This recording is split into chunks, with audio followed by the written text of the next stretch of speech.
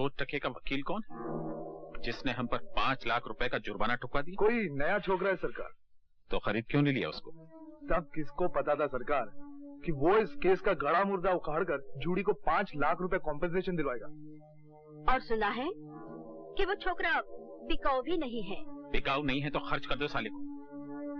एक ससुरी नाचने वाली की टांगों के लिए 5 लाख। मुबारक हो रवि यादव, आज फिर 212 से तुम रवि यादव हो रहे हो। तुम्हें तुम्हारी पहचान वापस मिल रही है। 12 बरस के बाद रवि यादव का नाम सुना है साहब। कुछ दिन तो लगेंगे ये समझने में कि ये नाम मेरा ही है, लेकिन कम से कम दिन लगाना। जल्द से जल्द ये भुलाने की कोशिश करना रवि यादव कि 12 साल तक तुम सिर्फ 212 रहे। अब तुम्हारा क्या इरादा है? अपने रोहन को खोजना है साहब। आप तो जानते हैं उसके सिवा मेरा कोई है ही नहीं। आपने भी तो उसका पता लगाने की कितनी कोशिश की थी। हाँ, न तुम्हारी मालकिन का पता लगा और न ही तुम्हारे भाई का। मगर हैरानी की बात यह है कि इस तरह 2 जीते जागते लोग लापता कैसे हो गए? अब तो मैं रवि यादव बन चुका हूं ना साहब, मैं ढूंढ लूंगा उनको।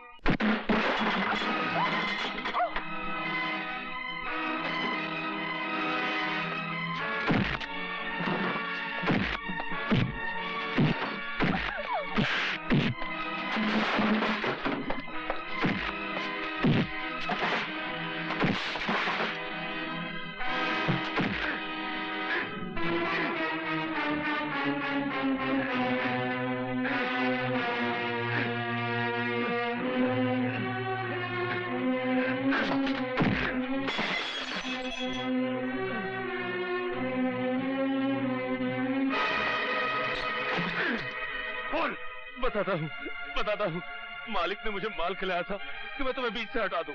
क्यों? उन्हें शक हो गया था कि मालकिन का तुम्हारे साथ टाका भिड़ा हुआ है। मालकिन से? अरे वो तो मेरे लिए देवी समान है। अरे जब आदमी बड़ा हो जाता है ना भैया, तो रास्ते छोटे पड़ जाते हैं। मालिक को शक था, बस बात खत्म। बोल, पूरी बात बोल। बताता, पूरी बात बताता। तू मुझे ब्लैकमेल करेगा नमक हराम? हम तो अंग्रेजी जानते भी नहीं मालिक।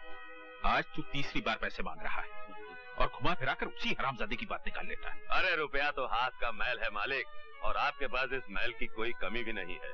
भगवान मालकिन को जिंदा रखे, बस चेक की तरह काटते जाइए आप उन्हें। जरा सोचिए तो कैसी कैसी खिदमत की है मैंने आपके वास्ते। उस रवि यादव को 12 साल के लिए दूर कर दिया मालकिन से। पहले पारों के साथ बलात्कार करना पड़ा आपके वास्ते, फिर उसका कत्ल करके रवि यादव को कत्ल और बलात्कार में फंसाना पड़ा आपके वास्ते। अरे इतने बड़े काम के लिए 10, 20, 50 हजार की हैसियत क्या है? इस बार 20,000 दे दीजिए, फिर नहीं मांगूंगा। याद रख, तेरी जोर का एक सिरा मेरे हाथ में है। चिल्लाइए मत मालिक, अगर आप नहीं देंगे तो मालकिन से ले लूंगा। जलील आदमी, तूने उस मासूम लड़की के साथ बलात्कार किया, तूने उसे कत्ल किया और अपना जुर्म उड़ा दिया रवि को। तुम्हें रवि की इतनी फिक्र क्यों है? तुम चुप रहो, तुमसे तो मैं पुलिस स्टेशन से लौटने के बाद ही बात करूंगी। तू मेरे साथ पुलिस स्टेशन चल और चलकर अपने जुर्मों का इकबाल कर कि उस बलात्कार और कत्ल से रवि यादव का कोई ताल्लुक नहीं था। मगर जो मैं सच बोला तो मालिक भी फंस जाएंगे मालकिन। तू चलता है या मैं चलाऊं गोली? तू चल के सच बोल, सच के लपट में चाहे जो भी आ जाए। तू तो किराए की छुरी है जग्गू, कातिल तो तेरी मालिक ही है, सजा उन्हें मिलनी ही चाहिए। तू चल।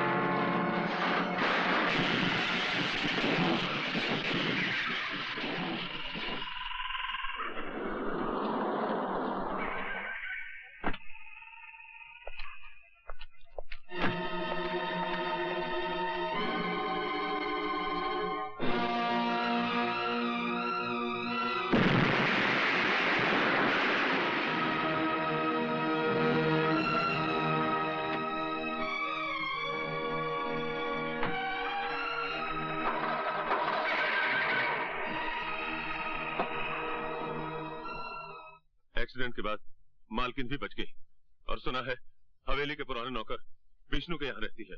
और मनोहर सिंह? वो अपनी बेटी को लेकर बंबई चला गया पुलिस के डर से। आइए।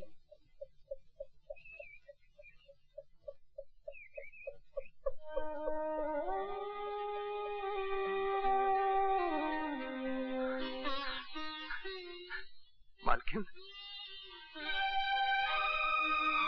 मालकिन, आपको जिंदा देखकर मैं खुशी से पागल हो रहा हूं।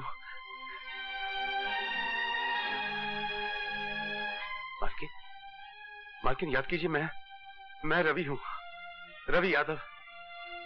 अभी अभी जेल से छूट के आया हूं। मैंने कभी तुम्हें देखा ही नहीं। मैं आपके यहाँ नौकरी किया करता था मालकिन। आप मेरे साथ घोड़े पर सवारी करने जाया करती थी और आपको सवारी करते देखकर मेरा छोटा भाई रोहन हंसा करता था। वो छोटा सा रोहन आपकी टुम्पा का दोस्त। टुम्पा कहाँ है मालकिन? मेरा भाई रोहन कहाँ है? कौन टुम्पा? कौन रोहन? मैं किसी रोहन और टुम्पा को नहीं जानती। ऐसा मत कहिए मालकिन, ऐसा मत कहिए। याद कीजिए मालकिन, भगवान के लिए याद कीजिए। आपने मुझसे वादा किया था कि मेरे जेल से छूट के आ जाने तक आप रोहन का ख्याल रखेंगी। कहाँ है मेरा भाई रोहन? याद कीजिए मालकिन, बताइए ना।